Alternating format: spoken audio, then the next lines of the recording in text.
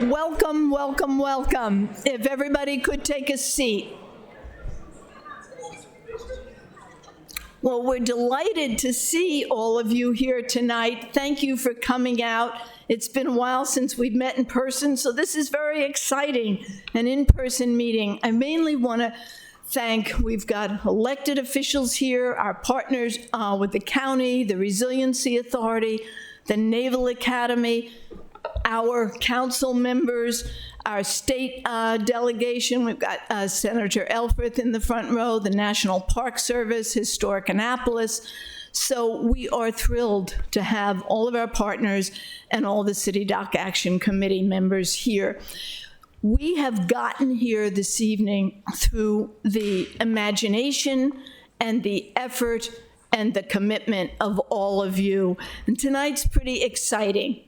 It is the kickoff for Phase 2. Phase 2 is really the detailed City Dock plan, City Dock Park plan, and the unveiling of our Maritime Welcome Center. And I know everybody is very excited to see all that. So tonight you'll hear from the designers, you'll hear from City Dock Action Committee members, and then you'll break out for about 30 minutes into breakout groups. Pick your own group. We've got 6 of them on the Welcome Center, the park itself, programming, activities, business, water access, cultural legacy. In 15 minutes, we will ask people if you want to move to another group in case some groups are more crowded than others. So that will, at the end of that, at about 6:30, we will then report out. And what I'd ask you, while you're listening to all of these presentations, think about what you want, how do the things you want to see in this park, in this Welcome Center, how are they accommodated? How is it all going to work from your perspective? So with that, we're very, very excited to introduce our county executive, Stuart Pittman, followed by our mayor. Thank you so much.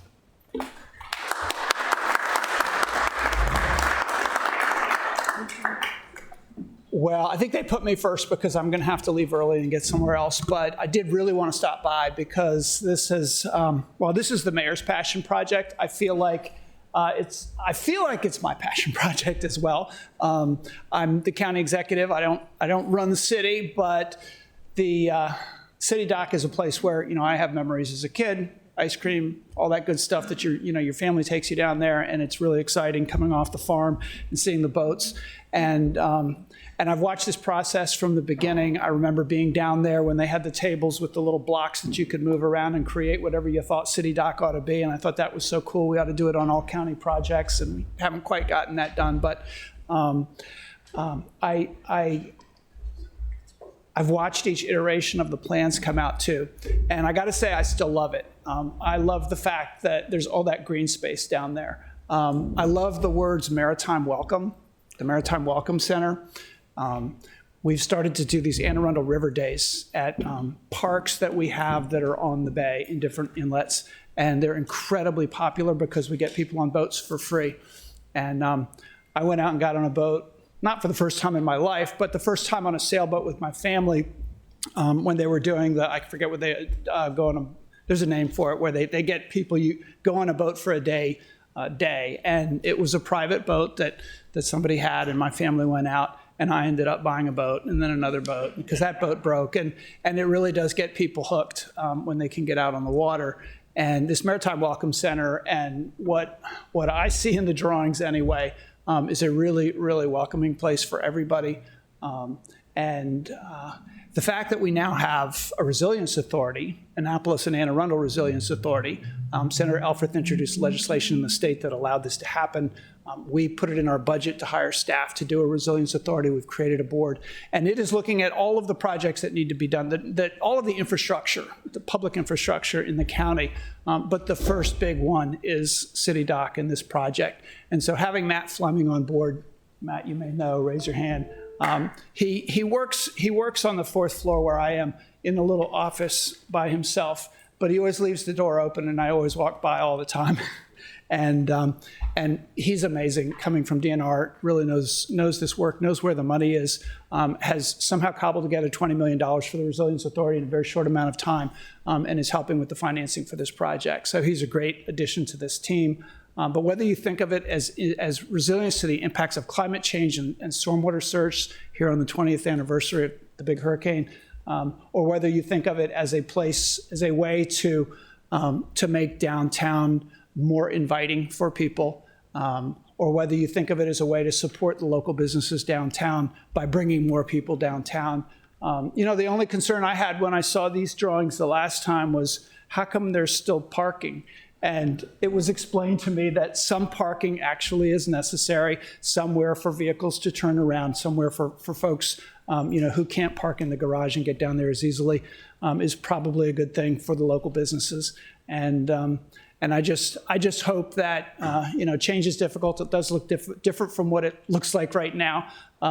Looks greener. I think most of us like that part. And I just hope that we're so close to the finish line that everybody can come together and envision the same thing and make it happen.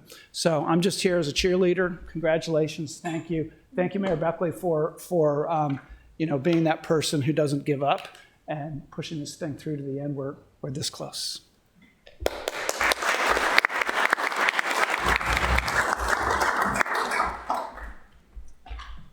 A huge thank you to County Executive Pittman, and I need to point out that this moment in history that we're at, I believe the city's never had this kind of alignment. We have our new governor who wants Maryland to lead. He wants this to be Maryland's decade. He wants us to set the pace. A county executive that's taken on the hard things, hasn't run away from those challenges, and City Doc. It's really fitting, and I'm going to shout out a couple of people here before I acknowledge all the dignitaries here, because it's pretty much a room full of dignitaries, so I want to thank you all for being here. But I want to point out that Dick Franyo, before I ran for office, he said, Gavin, what are we going to do about this parking lot we have in our most valuable real estate in the city? What are we going to do? How can this happen? This would never happen in a European city. This would never happen in other places, but we give the best real estate in the city of Annapolis to the automobile. And then at the back of the room, in 2013, the City Dock Advisory Committee, one of several committees that we've formed to decide what's a better use for City Dock than a parking lot, is our new Chris Jakubiak, is our new Director of Planning and Zoning, and he is an amazing forward thinker. So I just want to give him some acknowledgement and a round of applause, because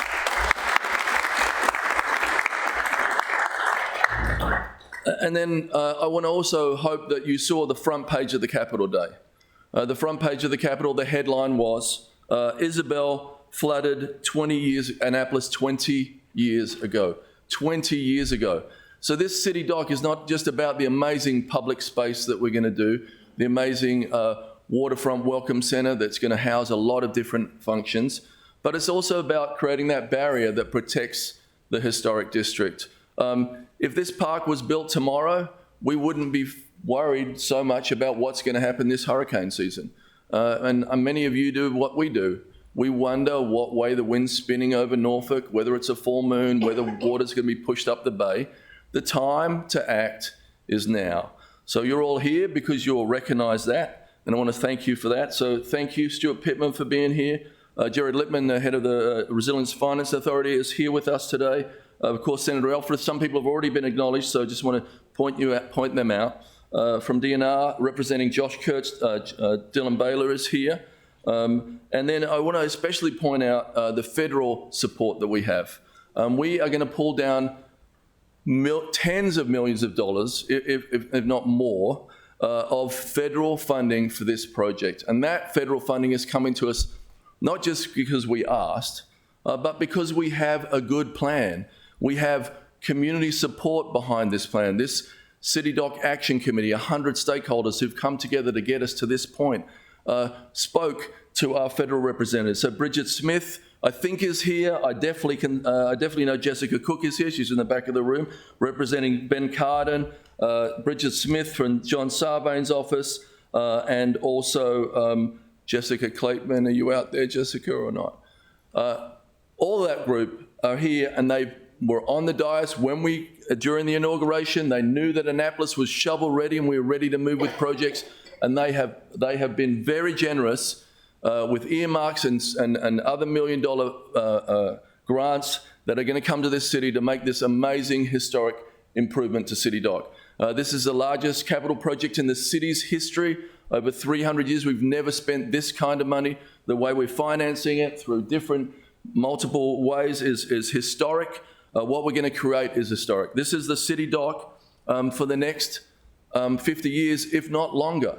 We have to get it right.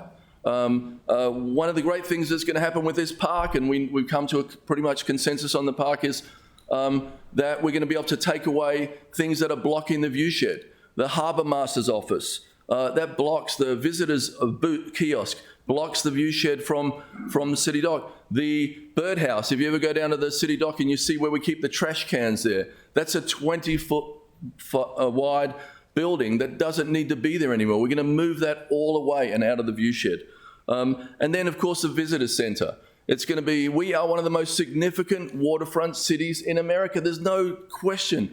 But as a maritime city, our boating facilities, the city's boating facilities, are not up to par. This new Welcome Center is going to have new boater bathrooms, boater showers, boater laundry facilities, new public bathrooms. We're going to have, in the birders' house, we're going to have a waterman's museum. And then on the other side of the birders' house, we hope to have a waterman's co-op, somewhere you can actually buy a rockfish sandwich or buy some oysters. This is an idea we think is a good idea. It'll bring watermen back to City Dock. Of course, we need a space for our harbour master, and then we also have an opportunity to create a space for the city, to showcase the city from the waterfront. We can showcase the city from City Hall in this great historic building on Duke of Gloucester, but we are a waterfront city. We, as a city, should have a place on the waterfront to show off the city that we live on, the waterfront city that we live on. The Waterfront Welcome Centre will do that. So thank you everyone for being here. I want to acknowledge all the people here that I didn't forget. I want to especially acknowledge our new base commander, Captain Schwartz. He has been an integral partner in the process. We meet with the base every month with Zoe. You all know Zoe. And we are making sure that we are moving together, moving this city and the base together as a team, and as we move in this city into the next decade. So thank you for all being here. Looking forward to tonight's presentation. There's some things on here I haven't seen already. Again, please give yourselves a round of applause and thank you for being here. I'm going to introduce Zoe. Are you coming up? No.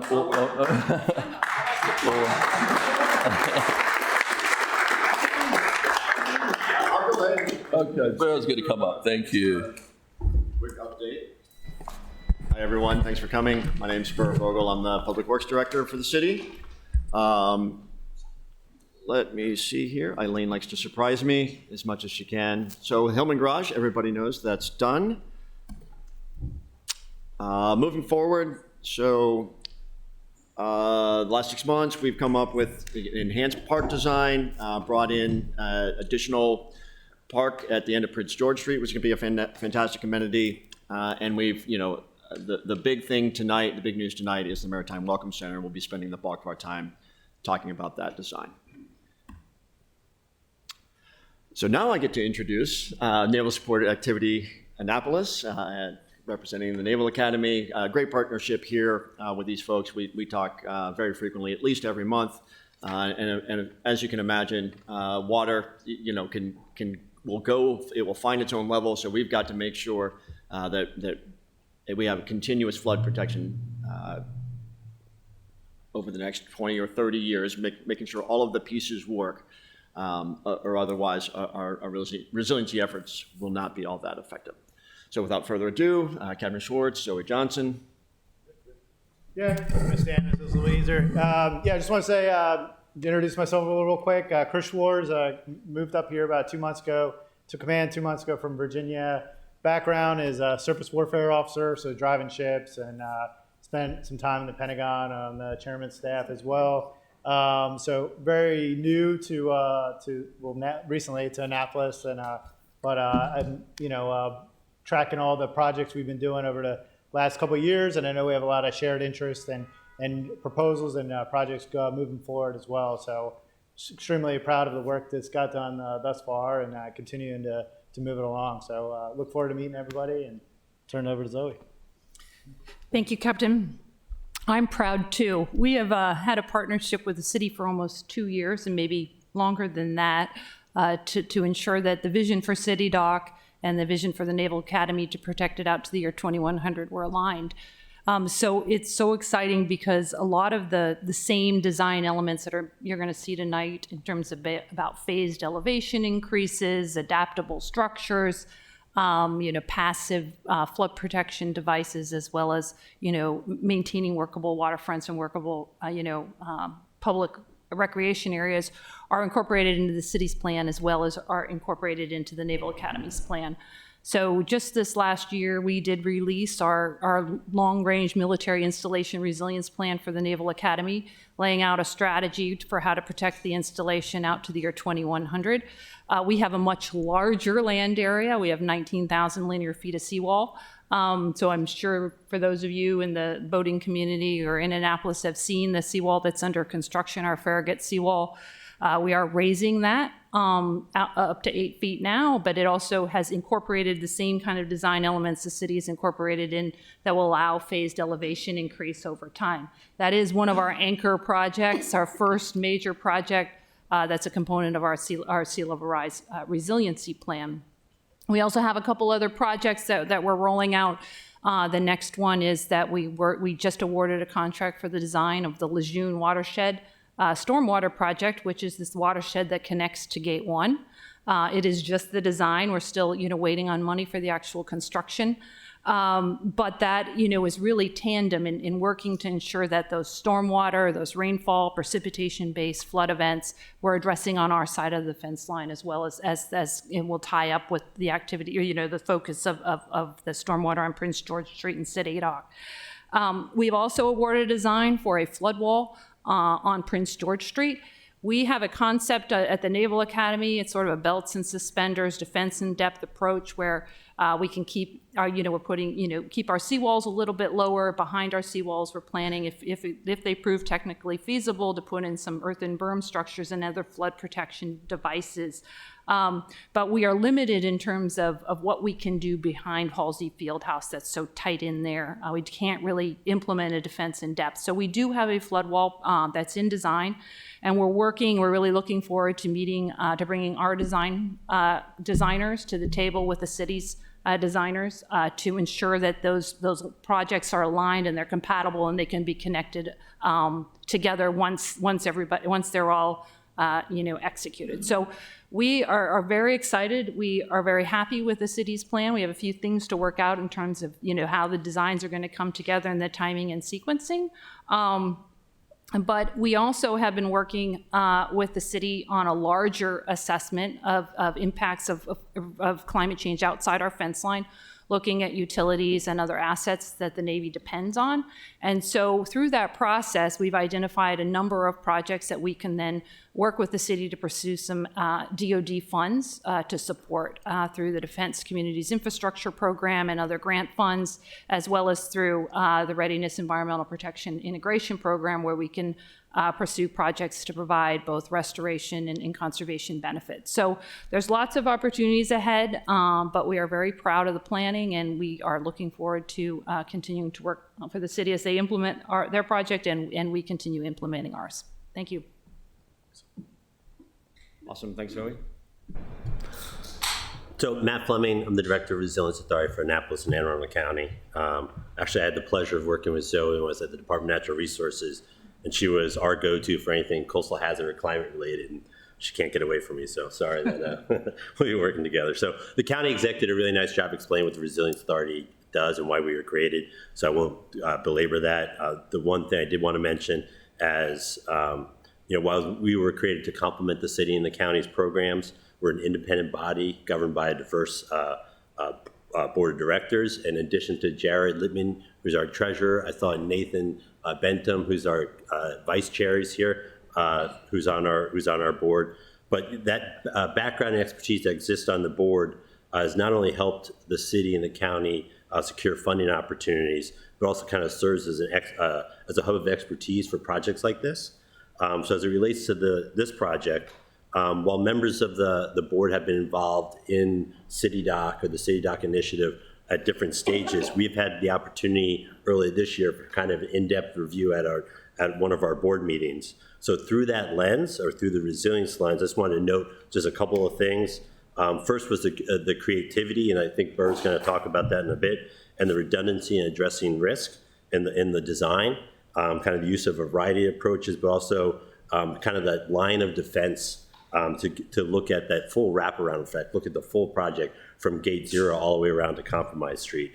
And in my previous life as a state's coastal zone manager, working with some of the national states where we saw projects where it was very one-off, where they didn't look at the projects as a whole, you saw the issues that caused. So, credit to the team for doing that.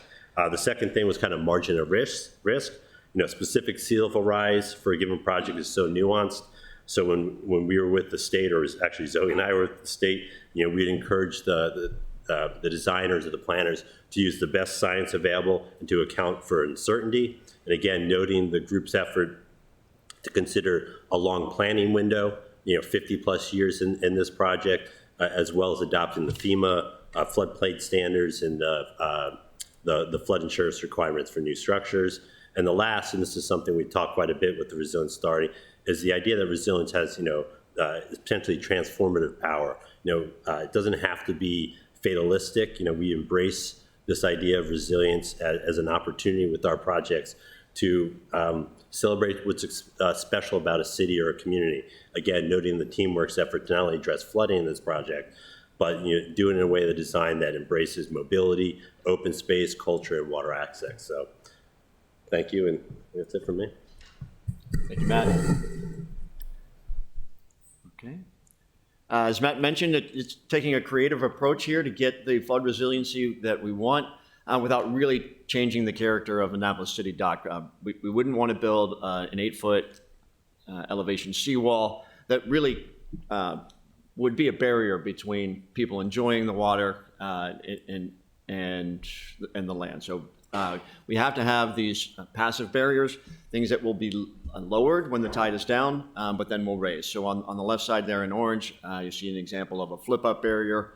We'll be using this in a number of locations where we have the space. In the center is something that comes straight up out of the ground, but you need some depth for that thing to slide down. Basically, it's a pocket door there, just turned on its side. And on the right, we may have to use some glass flood walls, but we're going to try to minimize that where possible. Okay, moving on to the construction schedule. This will be about a 3-year project, if all goes well, starting very soon. It's coming up in the spring of 2024, where we're likely to start in Susan Campbell Park, basically trying to do preliminary work because a great deal of work needs to happen in that phase 2 from the end of the boat show in October 2024 through September of 2025. So you've got about an 11-month window to get the bulk of the work for the park that you see there. And then we'll wrap things up with the final storm drain realignment and installation of these vertical flood barriers to get that full 8-foot level of protection. Okay, money. This is boring for some people, very exciting for others. We can't do any of this without the funding available, and it's a pretty substantial bill as we're looking at now. There in orange, those are the costs. Totals about $88 million, and we've got $51 million in firm funding secured, with a very promising $32 million coming from FEMA. We hope to see approval of that grant in the next 2 or 3 months. So we're pretty close. We might be still $6 or $7 million short. We feel like we can close that gap with some additional funding sources, or we're also looking at some value engineering on the pump stations for the Compromise Street side. So all told, we're pretty happy about that. I'll take care of this, Eileen, don't worry. But some exciting news here is we have been able to figure out a way to bring down the overhead electrical lines from the Harbor Master building going up across the market space in front of McGarvey's and Middleton's, all the way up to the shiplap house. So there's really kind of ugly overhead electrical lines we'll be able to bury within this $89 million project budget. And then we've also added some additional scope here for the Prince George Street Park. And we're going to bring the flood protection from flood walls that would have been very ugly along Compromise Street, and we think we can afford to bring that flood protection on Compromise Street along the water. So we'll be building a new bulkhead, essentially extending that Phase 2 concrete bulkhead that we see at the head of Eagle Valley all the way down to the Fleet Reserve. So that's a much better solution, although it does cost a little bit more. So those are kind of the changes in the budget since the last time we did this presentation. Thanks, And I Chris. think that wraps things up for me. Thank you so much, Mr. Mayor. My name is Chris Haley. If you don't know me, Oh. So what I'm going to say to you today. Oh, wait a minute. You're this way. You want me to stand there? No? No, fine. Okay, so let me see if I can angle this. Okay, well, thank you for giving me this opportunity to talk about the City Dock Action Committee, and thank you for the mayor and, well, the county executive is gone, but for all who have asked us to be a part of this legacy today. Part of what we want to do first is, of course, thank all the ones specifically who have been involved: the City Dock Action Design Legacy Team, Planning Commission, Historic Preservation Commission, the City Council, who have helped us, quote unquote, weave Annapolis's cultural legacy into the fabric of this park's design. Slide, please. One of the things that I think is so important about this, and one of the things that has certainly affected me or I've thought about personally, is along the lines of what we talked about in resiliency and talked about the floodplains. Because I can't tell you how many times when I'm at home or when I'm even far away and somebody will show a picture of a flood that happened in Annapolis, and there's my uncle with a raft on his statue. And I'm thinking, well, what am I supposed to do? I can't swim over there.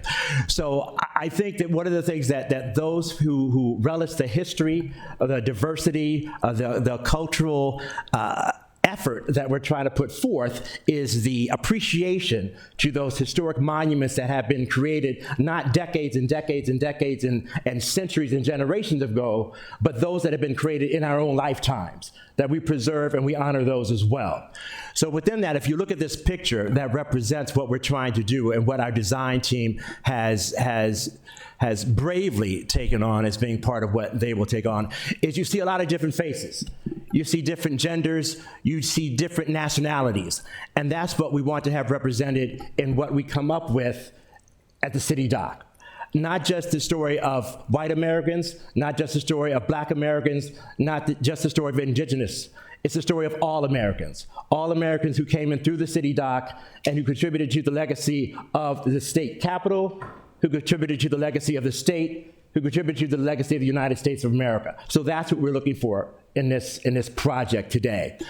And I think when I look at those pictures and I look at the legacy there, what has probably evolved most, I think, generously and openly and thankfully, is that initially, at least from my impression, we came into this project thinking we had to do one thing: find one symbol, find one fountain, or a word, or signage, or an image that would represent all of these individuals. But through the discussions, we realized that we have a large space here, from Market House all the way down to Susan Campbell Park. And so we can incorporate the history and the legacy of all these different individuals, of all these different communities throughout this space. And when we found that, and when we accepted that, when we acknowledged that, when we recognized that, I think it became a little bit easier for us to exhale and realize this is a possible endeavor and not an impossible endeavor, as it is to tell everyone's story in one great vision. So with that, I turn it over to Scott to try to talk about what this vision may be. You just got off vacation, so your energy is hard to follow. We knew the color scheme, that's what it's about.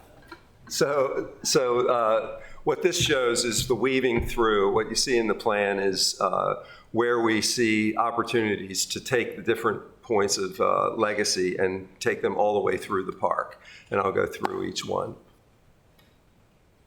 So at the Dinghy Dock and at Donner Park, we still have the plaques there. We'll still have the Alex Haley statue, but we'll be repurposing Dinghy Dock, and Alex Haley will be just slightly moved, so it's up higher. And the idea is that sort of Donner Park area is the beginning of it. We go to the next, and then we move up the promenade. And the promenade, we're thinking that we could actually do a timeline. Is really in its infancy, and we're working with the Legacy Committee to develop that, but we have that long line of a flood barrier, actually, and on top of that flood barrier, we could actually incorporate a timeline that we think could really celebrate some of the more interesting things that happened and when they happened, all the way from beginning of Annapolis to present day. We also have the fountain. The fountain area is it's an area that'll be interactive, so kids will be able to actually get into it. But we think that in that area, we can do at the base of it, and also the walls around it are a great way to tell a story. And we're just in the infancy of trying it. And that's tonight. We'd like to hear some ideas, if you have it, to help us with that. And then at the end, we have an opportunity for an iconic piece of sculpture at the very end of at Susan Campbell Park. We think that could be this amazing thing that you can see from the top of Main Street all the way down, and it'll be this element that it'll be an art, call for art, and an artist will do a custom piece for there. So I think many of you have seen this, but what we're really excited about City Dock, we're starting to refine the design as we've been going along. We've listened to you along the way. The things we've heard consistently were shade, shade, shade, and then Dock Street and more shade. And Dock Street, we don't want cars on the Dock Street beyond the parking lot. We want that to be all pedestrian promenade. So we have bollards back there. There'll be able to be emergency vehicles up there, but that Dock Street now is a walking promenade that gets you all the way out to Susan Campbell. We begin at the base of the park is what we're calling the active park. That is also a very flexible area. So that area will be where we can do festivals. All those trees that you see there, we're going to have games there, foosball, ping pong. All that is movable, including the trees. And so the Singer-Songwriter Festival, for example, can put their stage there and can have large events. Same with the boat show. We can move all that out of the way, and that becomes, so that's sort of the fun living room part of the park. Then we go to the passive part, which we're envisioning people picnicking. And then we get to the, boy, you're going fast forward. You're really fast forwarding. That's the active. I'm trying to see it there. That's an image of the fountain. The fountain's going to be recessed so that when it's shut off, we'll be able to come in and put a stage over that, and it'll be flush with the rest of the park. So that whole area will be used, can be used. And then programming, we see daily programming. We think that there could be yoga out at the tip at morning yoga. Then we could do tango dancing at the pergola. The pergola is a great place for a stage, three-piece band. That can play either way to Susan Campbell Park or back to the green space where the fountain is. And then we've got and we're just saying like cornhole, frisbee can all be in that open green space. And then events, we're showing here that the pergola area can stage both ways, so you can have events on either side of that. The stage, as I said, down at the active park, all that gets moved out, and we can do a large stage there like the Singer-Songwriter Festival. And then you can see all the, thank you. Thank you, Joe. That's perfect. Then you can see all the booths, indicating some of that's how we would set up Dock Street and along Ego Alley for the boat show. And of course, the booths would fill the inside as well. Some of the park furnishings, this is just the beginning of that, but we're talking about having swings along the dock that'll be permanent with covers. It's kind of a nice shady place to sit in a swing and watch the boats come in and out. We're using movable furniture that you'd see in a Paris park that would just be tables and chairs that can be folded up and moved. Large benches, we're using these platform type benches so that you can picnic on them. They can be double as a stage. We'll be introducing a lot of wood back into the park. And then umbrellas and tables and chairs. This is a view looking down. My back is to Susan Campbell Park. I'm looking down Ego Alley. You can see the pergola off to the right. Again, just where it says Dock Street there, that's an opportunity for us to introduce some of the legacy quotes or images. And that's the big vision of this gorgeous park. I wanted to take just a minute before we move from the park to the Welcome Center for everybody to sort of take a breath and reflect on both the planning and the development process. The plan was endorsed by council 4 years ago. If you think about it, where we are, it's just amazing. Typically, plans sit for at least a few years before anything has gone forward. The garage has been designed, constructed, and is open. You probably all parked in it this evening. The actual City Dock Park had the conceptual design. Tonight, you're seeing more of the fleshed out details. The council passed in July 015-23 to allow the Welcome Center, which is built literally in FEMA floodplain area, to comply with FEMA regulations. And then tonight, you'll be looking at the design for the Welcome Center. So I think what's exciting is that all of the thoughtfulness and direction from everyone has gotten us to this point right now. And with that, Mike, would you like to start talking about the Welcome Center? Sure. As I'm looking around the table here of all these really experienced professionals, I'm pretty sure I'm at the wrong table. But I'm guessing that the reason Eileen invited me here to speak to you all tonight is because my not singular passion, but my most dearly held passion is the maritime. It's introducing people to the water in new ways and first-time experiences, and leaving them with the joy that comes from a waterborne experience. And I get to do that a lot. And I get to be a lot of people's first experience on the water, their first boat ride, their first time touching and feeling something wet and slimy, and it is really, really cool. So I'm really happy to be a part of this. I have lobbed in comments from deep out of center field on things that I think are really important at City Dock, and the Maritime Welcome Center is something that I'm really passionate about. I think that it enables people from all stripes to experience the water, whether it's from the views or from the experiences that they can encounter down there, whether it's coming in from shore and stepping onto land and being able to do a quick refresh before they go back out onto the water. That's not something that we have readily available in the city. I think it makes us a stopover for people who are doing long days on the bay, but it's also a great place for people to be able to get out on the water for the first time. Thanks for putting my picture in there too, Eileen. I think that there are a lot of potential uses for it, but I think that the ones that are the most important are the ones that are going to bring people to our waterfront as opposed to draw them away from it. So, thanks, Eileen, for inviting me in. Great. Thanks, Mike. I think there were a couple of things that are so important about that water access. And 5 years ago, my experience here really began with the ULI Technical Advisory Panel.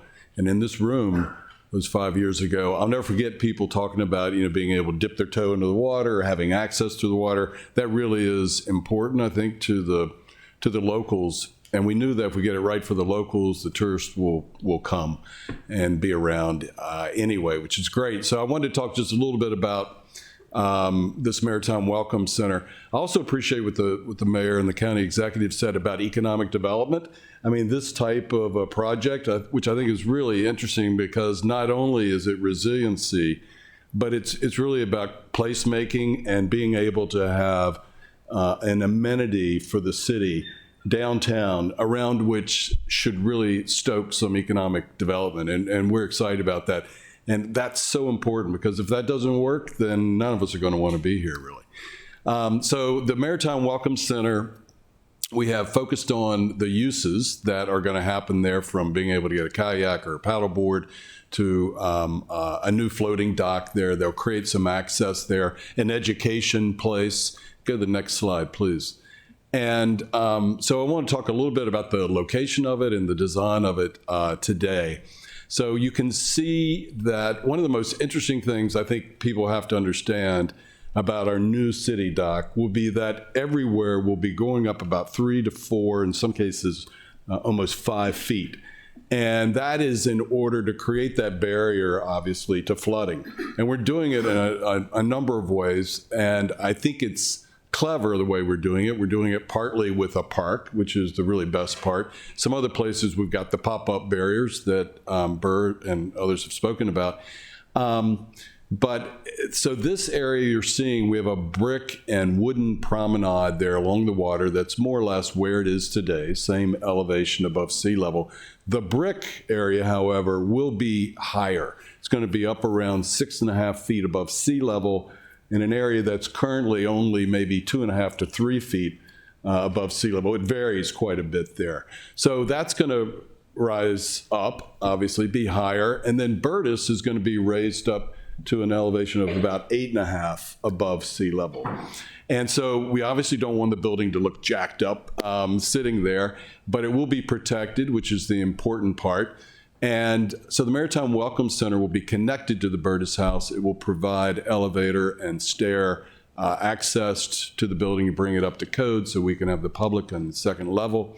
And this building will have a number of functions. So we thought really long and hard about the location of it. We originally were working with the existing Harbor Master building and demolishing a portion of that building, keeping other parts of it that have a lot of electrical in it, and then doing another building closer to Susan Campbell Park. But in hindsight, we've been able to accommodate a lot of the electrical needs that are there today for the boat show and for programming that will be located elsewhere, and we're able to consolidate some of these uses in the Maritime Welcome Center. So if we go to the next slide, I want to just talk a little bit about, how people approach the water, about the view corridors that are there that the mayor mentioned. This is a really interesting one. I love this view from the top of Main Street, and this is where you can see the water beyond. This is actually with the new park in place, and you can just see a few trees there that are part of the new City Dock Park. But I think the view of the water is still maintained. There's a lot of various things going on, including mast and boats and everything else when you get closer to the water from a distance, from a view as distant as this. So what we did is a couple studies. If you go to the next slide, you'll see that this is the existing Harbor Master building from the foot of Main Street, which has a little different view perspective than the top of Main Street. And there's a little sliver of space you can see between 110 Compromise and the Harbor Master building that's shown in black here in this image. And that's kind of your cone of vision, of course, when viewing City Dock from the foot of Main Street. And this next slide shows with the new Maritime Welcome Center, it's true that it does cut into that cone of vision a little bit. It's very narrow anyway, but we felt it was important to study this and to understand it. We also looked at it from the foot of Market Street, or at the door of the market. And this is kind of the view you get out to the harbor between 110 Compromise and the existing Harbor Master building when looking right down Ego Alley. This next slide shows with the Harbor Master building gone and the new location for the Maritime Welcome Center. So that cone of vision actually gets a little bigger. So it's a bit of a compromise, perhaps.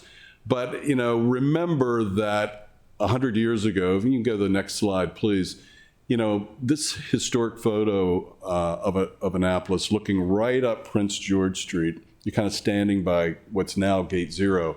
The Burtis House is there on the left side of the street.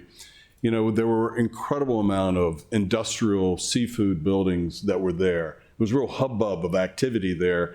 It was a maritime, incredible maritime place of industriousness, as Chris Haley likes to speak of, and there was a lot happening. Our world has changed. Our maritime world has changed. There's no question it's much more pleasure boating today, but that's a good thing.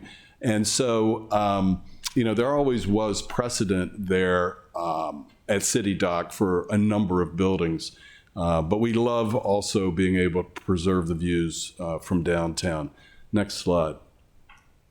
So in the design of the Maritime Welcome Center, we really leaned in pretty heavily on some East Coast architecture that we felt is appropriate and that you'll see in Annapolis even. That's contemporary in design. I would say it's of its time. You wouldn't make the mistake of thinking this was built in the 1800s. But it uses materials that are very soft and welcoming with kind of weathered wood, sloped roofs, ridge peaks, appropriately scaled windows, all of which we think is really important. This is a firm that did 4 of these images, maybe 5, called Bates Massey, that has done a lot of work up and down the East Coast, even here in Annapolis. Some other residential views there as well in the bottom left. So that was kind of the scale of these 2-story buildings that we think is appropriate. Next slide.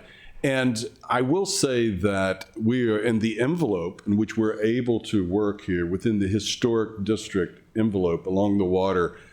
We must be 32 feet to the ridge and 22 feet to the spring point of the ridge, which basically the cornice, we call it, of the building.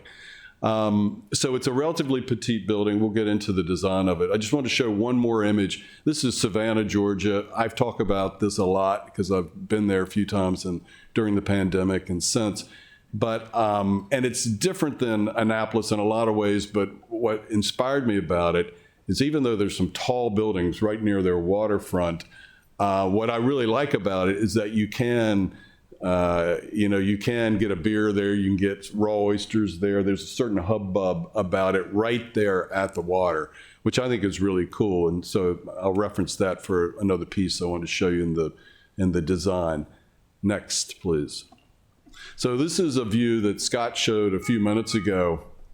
And I just want to bring it up again because, I think this is going to be amazing. I mean, the green space that we have there, the structures that we've now lined up along Dock Street. You can see the location of the Maritime Welcome building there at the end on the left.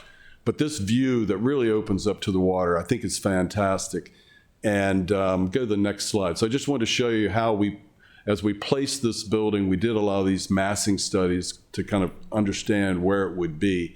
And this is looking across City Dock now, and this is really just a study. It's not a rendering per se. But you can see the field house for the Naval Academy in the background, and that white mass on the right there is the new Maritime Welcome Center location that we're proposing.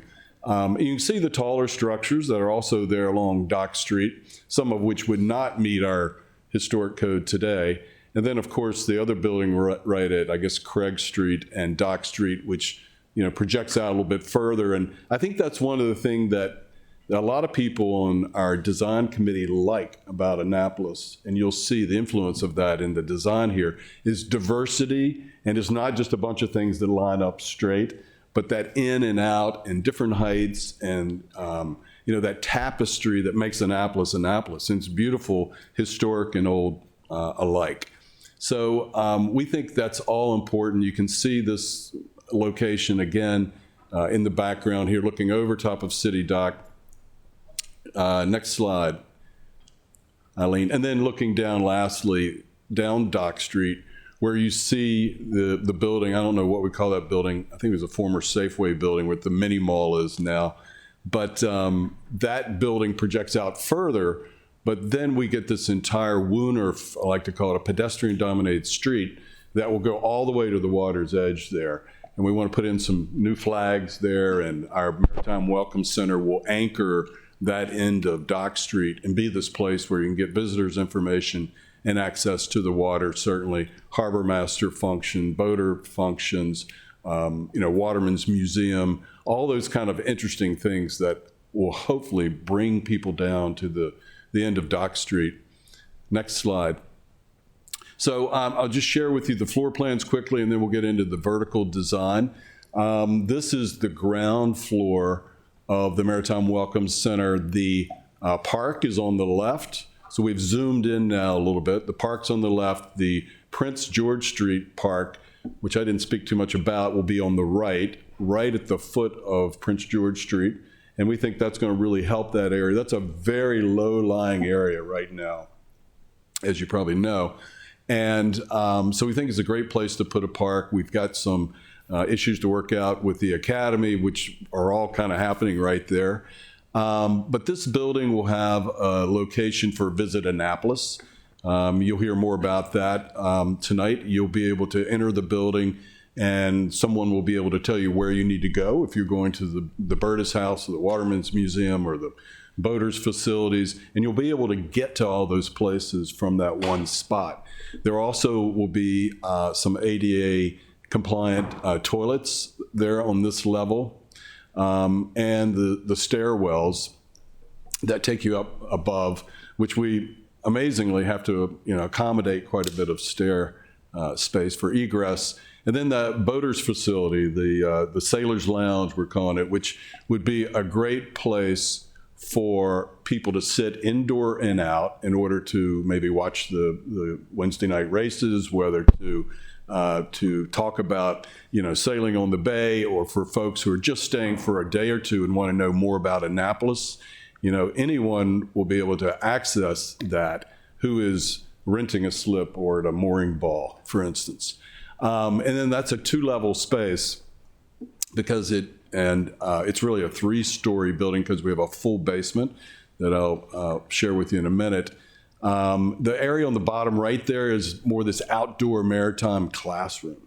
And the idea is that could be a place really where people can learn, how to get out to the water, as Mike talked about, learn how to maybe sail a sunfish or a paddleboard or whatever. And obviously there's a lot of safety concerns there and a lot of hubbub, but I think it should be allowed there. We've talked about a lot of different things that can happen there. So I think it's important and a good place to learn about boating safety and other things.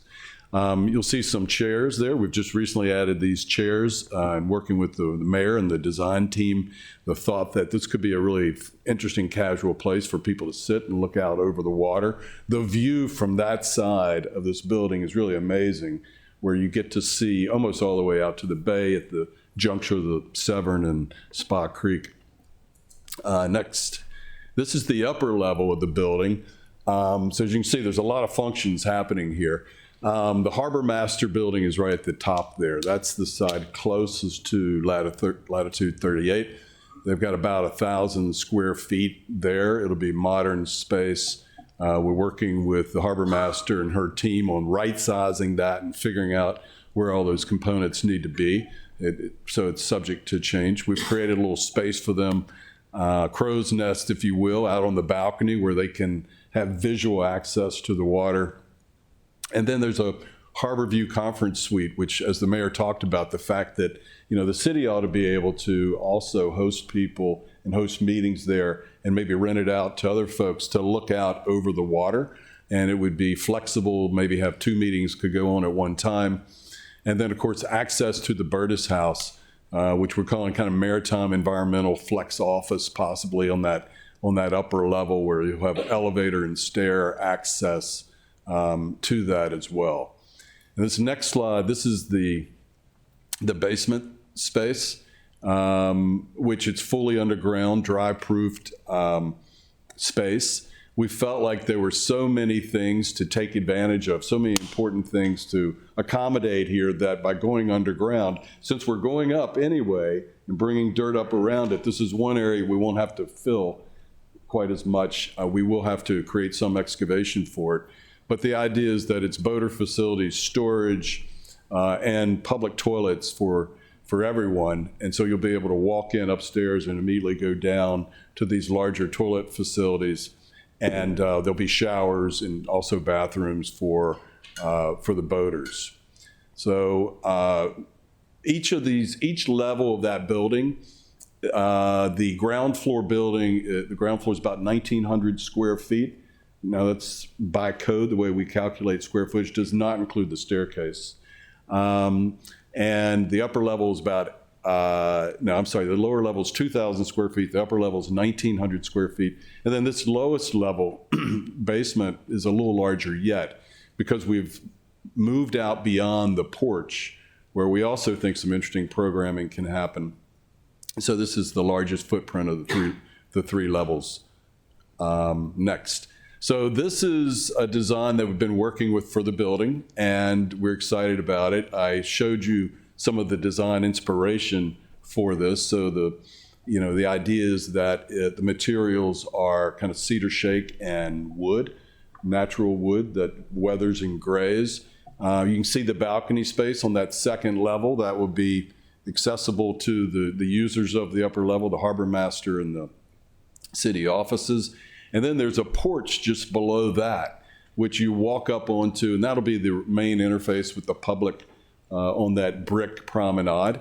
And there, I'm really promoting that there be a raw bar there, or maybe it can be programmed for some other uses. I think it wants to be a friendly edge that engages people and that's activated. And so we think that works well. Because of the grade change, you'll have to take up a few steps on the water side of that porch, or you can enter it at grade from the latitude 38 side of the building. So we have some balconies there that step out onto the building. The design subcommittee, Leo Wilson and Michael Dowling and Craig Shine and Michael Beatty and a lot of others have given us pretty good input on this building. We've made some modifications to the balcony, for instance. We've pushed one of these shed buildings back from the other to give it more of that diversity and surprise kind of component. It looked like it was built over time, kind of design style. And let's go to the next slide, Eileen. And so you see it here and then from a distance. And so I think it complements Dock Street nicely. You also see the trellis in the front there. That will be designed so that it can really accommodate programming in the park. Next slide. Then a little closer there as you look up the city dock street rather. Next slide. And then kind of from ground level here, where we were encouraged to make the windows large enough that people could really enjoy the view. So we think that it's fitting in this scale.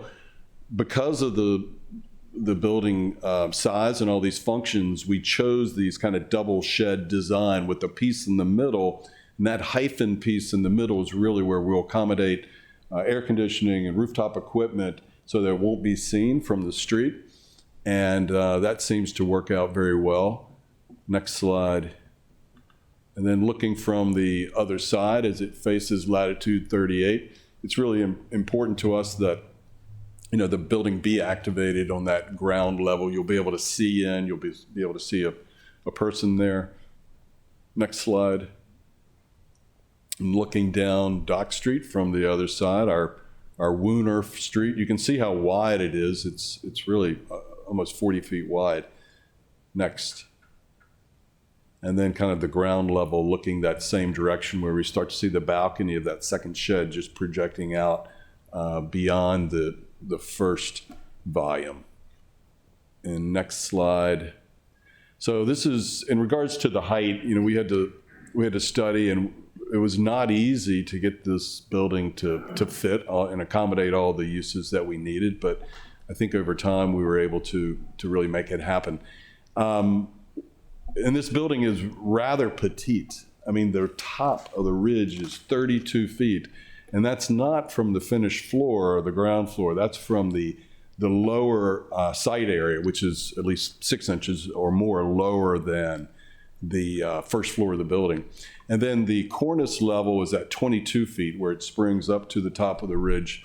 So, Burtis was pretty tight fitting within this as well. And we had to work carefully with Melanie Hartwig Davis and the Burtis team to make sure that Burtis would fit here, because Burtis sits about a foot taller or maybe 18 inches taller than the Maritime Welcome Center in terms of the first floor. And then it gets made up over time, over the height of the building. Next image. So this is kind of more of a finished rendering with the entourage. We were able to incorporate some flags there. We need to make sure we've got the Annapolis city flag in there. These are all some recent changes. We've got a dead rise workboat sitting there. The idea would be that it would be wonderful to have a little bit of character and theater with, perhaps some watermen taking some crabs or oysters up to the building.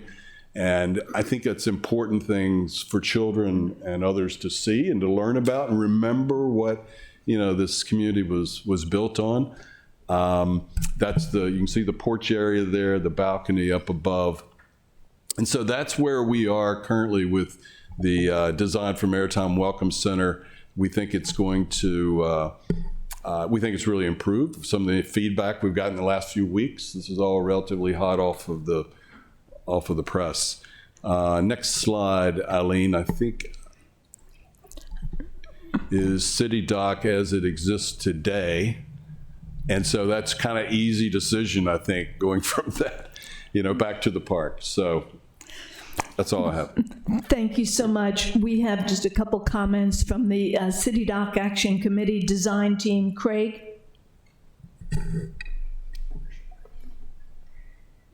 Thank you, everybody. My name is Craig Martin. I'm a here in town, and we worked pretty strongly together with Bryce over, like you provided me 4 years. I've been a little guy so it's been a pleasure. No problem. It's been a pleasure. There's been a long, iteration is the friend of architectural design. So the chance to go over and over, respond to comments. I think there's been numerous rounds over this amount of time with Bryce and team, with the landscape design, with the form of the building. So it's been a great experience to be able to express needs and desires. How can we improve the view shed, make sure that we're getting that view from the bottom of Main Street, figuring out what kind of form, what kind of space, how to work with the existing Harbor Masters building. So it's been a wonderful chance to support the changes that Bryce and team have made and see what has developed. So I'm glad that everybody's here interested, and I'm looking forward to the breakout groups and seeing what everybody's comments are. So thank you. Thanks, Craig. And the other team leader, we have Reverend Allen, who had a couple comments, and then I'm going to give you directions for the breakout groups. Thank you, and I would love to stay for that, but I have a pastor's Bible study, and they kind of expect me to show up for that. So I'm going to have to leave in a few moments, but what a wonderful, rich evening this has been, and I'm so excited about the Welcome Center. As I said the last time we gathered, when we were in the process of thinking through, fighting through, imagining this, one of the questions I had was, and what does that look like for the people who don't live here and the people who do live here? And Chris Haley has said pretty much everything I wanted to say tonight, so just play back his remarks, but I will say this. This summer, I was in England for a couple of weeks on a spiritual pilgrimage, and our home base was a little place you probably heard of. They pronounce it Salisbury. Not Salisbury, Salisbury. If you've ever been to Stonehenge, you've probably been to Salisbury. It is not a maritime town, it is a cathedral town. But population 41,000. And it was interesting to me, I've been there before, but it was interesting to me, that was our home base, how many people said after 2 or 3 days, this feels like home. We felt so welcomed. We feel as if this is home. And isn't that what we aspire to for our city? And I don't usually listen to the radio in the car, but lately I have been, and I've been hearing the ads. Have you been hearing the commercials for tourism for Anne Arundel County and Annapolis? I hope so. I hope you have too. I hear them like every few minutes. I'm hearing those ads, and they're wonderful. And every time they say Anne Arundel County and Annapolis, and I think, and wait till you see our new city dock, and wait till you see the welcoming center, because that word is important to me. Hospitality is about more than coffee and cookies, although I have enjoyed both tonight. But it is about so much more than that. Can people come to Annapolis and feel after 2 or 3 days as if they are home? But even more importantly, can the people who live here feel as if it is home? As you all know, I'm not from here. I've only been here since 2011, and one of the things that was shocking to me after I had been here for a while was to realize how little access there is to what people pay a lot of money to come here for many of the citizens who live here. And so these plans are the fulfillment of what this city can be. I mean, they've been doing this in Salisbury since the 13th century. But it was a wonderful time to go to the city center, to be there in the open market and enjoy the vibrancy of that cathedral city and to feel at home. That's what we want, but not just for the persons who have the resources to boat in here or fly in here, but for those who live here, for the kids who have never had water access. So I'm very excited about what has happened here. Onward and upward we go, and I thank you for the opportunity to have been just a small part of it. Thank you so much. Thank you. So just to remind everybody, the design team the City Dock Action Committee design team has been working, as you've heard from Craig. You all will be giving your thoughts tonight. The Planning Commission and the Historic Preservation Commission will meet in October, as will the City Council. And separately, later in the fall, the plan for the City Dock Park will come forward to the Planning Commission. So that gets us to tonight. We want to hear from you. And you've seen a tremendous amount to absorb tonight. There are 6 different stations, the Welcome Center, the City Dock Park, programming, mobility, the downtown businesses, cultural legacy. Pick your station and just give your comments. We'll have experts at each station and people from the City Dock design team. I think what's most important is that you all have your own ideas of what you'd like to see here. Let's make sure that your ideas are incorporated as we do these designs, these physical designs. So we're a little bit behind schedule, so we may or may not break in the middle, but let's everybody get started, and we will look forward to having reporting out in about probably 20-25 minutes. Thank you so much. Hi, everyone. I know we're wrapping up in about 5 minutes, so we're going to be really brief with these remarks. But I wanted to tell you that while we were a small group, we were a pretty diverse group, and there was nothing but excitement about the opportunity with programming at City Dock. So what we know is that we learned a couple of things, and we talked about a couple of things. One we know is if the programming and the experience is good for the residents, it will draw visitors. And so there's really going to be a balance there, and those two things do work hand in hand. We talked a little bit about some themes that we know that have to happen, and that is really focusing on children and families having self-activation experiences so you don't have to over-program the space. One of the comments that was made by David, and I thought it was brilliant, it was crawl, walk, and run. We don't want to jump in and try and do everything in the first year when we open this. We need to have quality over quantity. And some of the thematic things we had were maritime and heritage, children and family, semi-permanent installations that could stay and maybe be launched in Annapolis and then move around the county, so to really pull in the county with this. The other thing we thought would be really important is sort of a citywide approach, much like Songwriters Festival. So you have things going on all around the city, so you're not just over-programming City Dock, that you're pulling things from across the city, different opportunities for entry points, but also for parking, and we thought that was going to be really important. We thought education for all levels are going to be important, and a lot of our nonprofit partners already do that, so it would just be either making a bigger space for them at City Dock or pulling different partners in there. And where we really started talking about, because again, it's nothing but opportunity and such positive feedback from everybody, where we get a little bit nervous, and so we wanted to say this out loud, is we want to make sure that we have a process for scheduling, for vetting, and for programming infrastructure needs, and then maintenance of it. We love the idea of those moving trees, but who the heck is going to move those trees? So those are the kind of things we talked about. Okay, good. So no, the trees aren't the problem then. So other chairs, though, I'll have to get somebody for chairs. But that's what we think is going to be really important, is that process, the procedure, and we have enough time to really work that through with the city. So we were really excited about that.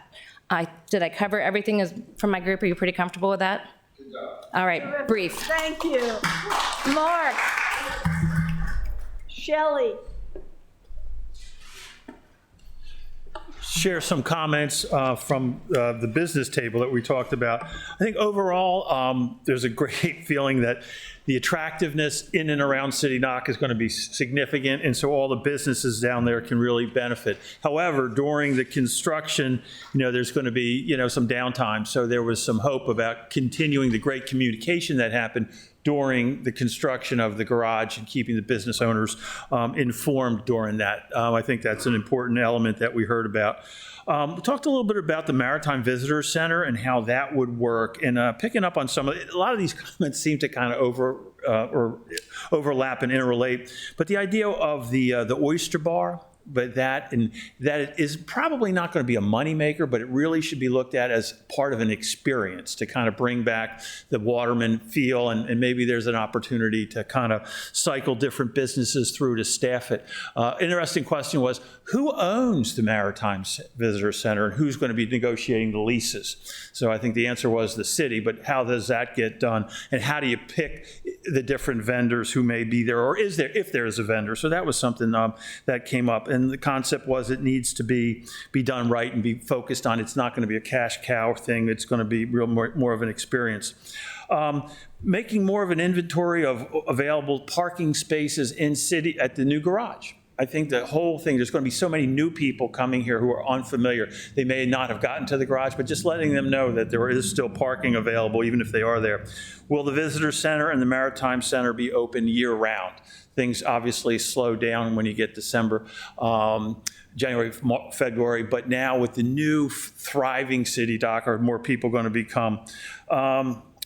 Maintenance, budget, staffing, the promenade along Dock Street is going to become very popular with a lot of pedestrians, and the businesses there would have an interest in how it's going to be maintained and what are the costs for that and how is that going to be budgeted.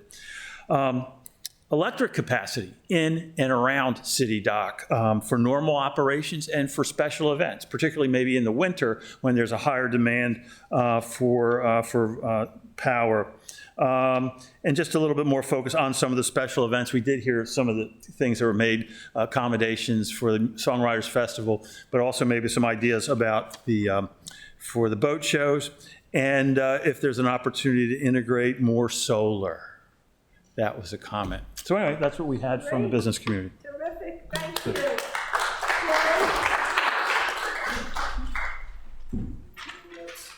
Chris, come on up. I'm definitely Will. We designated Will. Okay, well, let's Shelley. Do you want me to hold this? I think I'm good. Okay. Yeah. So we were the mobility group, and for the first time like ever, we were not the packed table. So that tells me that quite a lot of work has already been done in this area, and that's great news. That said, we did have a good discussion, and we've got some of the things up here on the flip chart. So when we talked about the feel of the area, we wanted this whole space to feel very safe, feel comfortable for pedestrians. And as you look at micromobility like scooters, it might be appropriate from a policy perspective to think about a geofence around some of this so they can get here, but then it becomes a pedestrian experience inside here. And so it's pretty straightforward to do some of that geofencing with some of those and have a space for it. Also having a very intentional place for bicycles. So that when someone bikes up to this area, they can very clearly see where they want to put their bicycle, where they can store it. And you can do a lot of fun, creative things with bicycle racks these days. So it could really be an important programming piece in this area for bicycles. Probably, I think the most substantial conversation, though, is around curb management. That's a hot conversation in lots of cities these days. So curb space is becoming a very premium situation for several reasons. So for example, you want people to be able to get here, and they need to be able to get out of their vehicle and then begin to experience the park. Programming how Uber and Lyft work in this space. You see in airports all over the place, they have intentionally designated Uber and Lyft pickup and drop off, and they abide by it. So how do we want that to work here, and being thoughtful about how that happens? Buses. We have two kinds of buses that are going to need to access this area. One is the city buses. They're about 30, 35 feet long. Watermark buses, about 40 feet long. In this space here, it's hard to see. In this space here, we need some very intentional design so that a bus of either size can make this turn.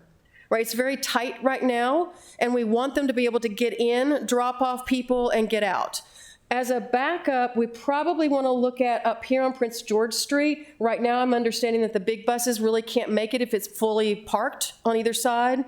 So we might want to look at how do we make this also able to accommodate a bus turn. Here's what's at stake with that. If we don't thoughtfully accommodate that pickup and drop-off situation, you could have buses stacked up all the way down to the circle, and that's not really the experience I think we're trying to generate for people coming down to that area. So being able to think through and make sure that those buses can make that turn. It probably isn't going to work to park the buses in here. This is a revenue-generating area, but to think through how they make that turn. And then also, so what we have over here, the little P's are policy issues as opposed to design issues. And so the other thing is by way of policy, is there something that the city wants to say about the number of buses that can queue up here? All right, so that we don't have it stacked all the way up and then blocking the street up the way. And so that then gets implications into Watermark about how many buses can they get at one time. So there's implications to it, but I think thinking through that pickup, drop off, and curb management, which you've got all over here, and being very intentional about it, both in a design and a policy perspective. So anything else? All right. Terrific, terrific. Next person is Will, quickly, and then Bird. Do we have everybody? Well, why don't, okay. I'm sorry. All right, I'm going to run through this really quickly, so I apologize because I know time is of the essence. Our group is Cultural Legacy. We talked about acknowledging the African-American community that had a large part of the vibrancy of downtown, but also, as we tell that story, remembering that there were members of the Greek community, Jewish community, and there is also Filipino community down there. And so how do we incorporate all that into that? And one of the questions we came up with, which we attempted to unpack, was how can we incorporate the legacy of these populations into the overall plan? Also being mindful, of course, intentionally of the cultural legacy. The other is that there is a rich fabric quilted together into this town, and it needs to be acknowledged. It makes and tells this story. So the story of downtown, the City Dock area. Another comment was we would love to see a wide range of education in the Welcome Center that talks about all of these things, all the history, the cultural melting pot, all the other things. It was also pointed out that we are a unique city, and it should be reflected in the design of City Dock, and that there were different cultures, and that it's also a hub where people came to buy things in the past. And so keeping in mind the commercial aspect of it, and how do we attract more people downtown to not just go to the park, but to actually engage in purchasing things and increasing city revenue and supporting businesses. So a few concrete physical ideas was a timeline that depicts the trajectory of the population downtown throughout time. I'm channeling Bob Waldman on this, so I'm shortening it because he literally took 30 minutes to tell the history of Annapolis. The other was a fountain area, and I know it's been kicked around about the the tolerance fountain. And so the idea is to create something that is physical and lives, that people can experience and also acknowledge all the different people. The other is installing art in Susan Campbell Park that can be, and I think that was referenced already, but the idea that you can move that art and share it and it can be something alive, as well as kiosks, and possibly greenhouse huts for artists and community-based small businesses that are not competing with Buddy's and other restaurants, but they are creating a pathway by which, when we talk about legacy and history, we're allowing these populations of people in these communities to actively engage in the exchange, right, of commerce and everything else as it relates to that. What was also brought up is, what is the general message? So it's really hard to encapsulate when we talk about legacy, because there's so many different stories. And, what is like the mainline message that we want to give to visitors and others about what it means to be in this City Dock area in 2025? 2026.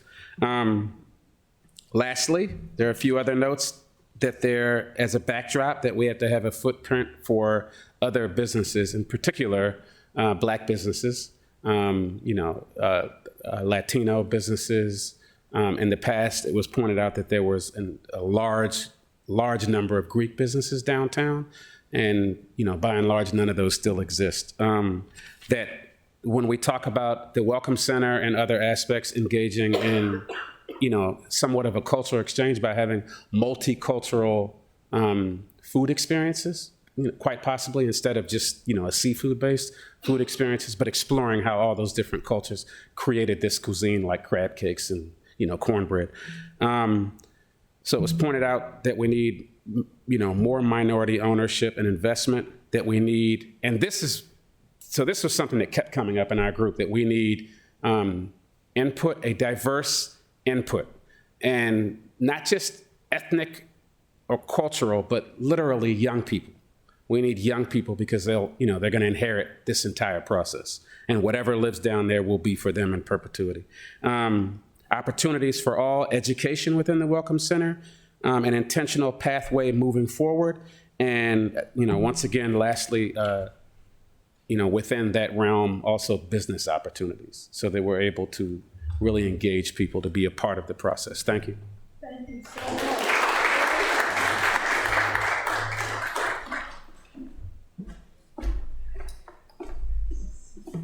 Thanks. So we had a little working group on the Waterfront Welcome Center, and the comments probably aren't as many as some of these other groups have had, but they're thought-provoking and challenging ones, I would say. So we talked about a couple of things. One that was conveyed to me first was, is that the right location for the Waterfront Welcome Center? Meaning that it's maybe far for the toilets for people to walk to from, say, the Market House, which also has public toilets. And that there are some issues possibly with the Harbor Master building and its current location being dedicated to an individual, and there's some things to unravel about some of that, or to at least take care of. So there's some things to think about. We'll make notes of those. Otherwise, big picture wise, it was asked, is this building welcoming enough to the waterfront and to the water community, to boaters, to anyone arriving by water, that maybe it could do more in that regard? And I didn't have any immediate solutions for this. I know we're trying a couple of small things with chairs there, the relatively large windows, the balconies that look out. We have a certain step back that we have to do because of the proximity to the waterfront, which kind of gives us the sloped roof. But that's something we're going to work on, and that could be done. Maybe the function right behind those windows could change so that you could perhaps have an entrance there. Even though there's a bit of a grade change. But so those are some things we'll work on. The other issues kind of revolved around the programming of the building and the space and the uses. So for instance, just small things like bicycle racks, water refill stations, recycling. In that education area, maybe we should be educating people about the health of the bay, in addition to access to the water. Let's see, what else? Child changing tables, important in the bathrooms, for instance. And, this building is the gateway to the bay. And a lot of people see it that way. And so what does that really mean? And is there something that we can do to make it more welcoming, as I said?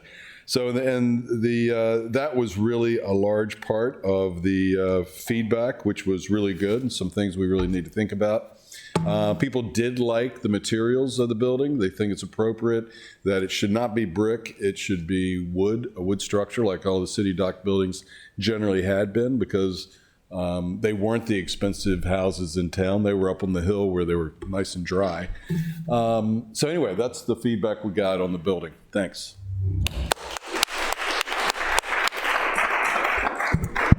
You all never cease to amaze me. Think of all these incredible ideas we've gotten. So thank you, thank you, thank you. We're going to incorporate them. We will be at the Planning Commission and the Historic Preservation Commission next month, as well as the council. And and after that, we also will be meeting with Maryland Historic Trust. So we will keep you apprised and hopefully moving forward together. Thank you very much.